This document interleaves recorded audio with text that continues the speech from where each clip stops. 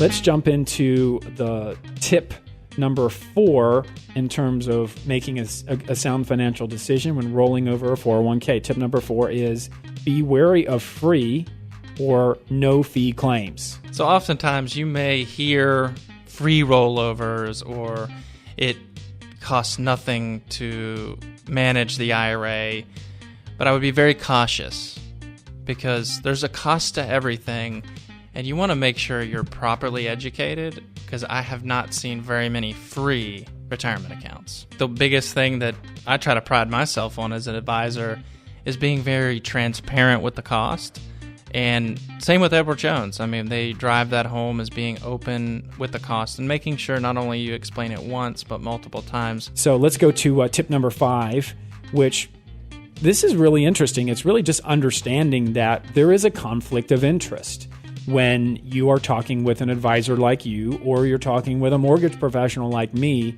We are going to make some sort of commission, some sort of financial incentive because we have to pay our bills, right? Pay our mortgages. And why don't you talk a little bit about that and how that works in this world? I'd be glad to. So inherently there's a conflict there because if you're going to roll your 401k from a plan that I'm not working with you on and I'm not making any compensation from it to a plan where I would, there's a conflict that arises.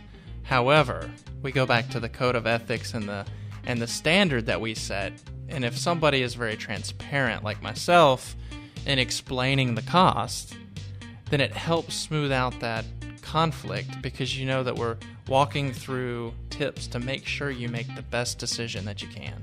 All right, let's go to the next tip, which is compare investment options and other services. So is this inside of the plan that you would roll over? Is that what you're referencing? Absolutely. Inside of the plan, they may have options that are great options for you, and it may actually keep you or having me make a recommendation to maybe stay in the plan. Right. So you're going to look at their existing 401k plan and look at what the investment options are. And then at that point, you would determine, do we have enough variety?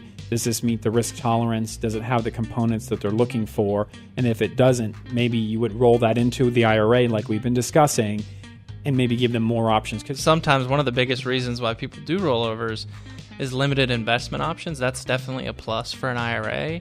And I really think that comparing what they have in the plan versus what you can offer elsewhere is good.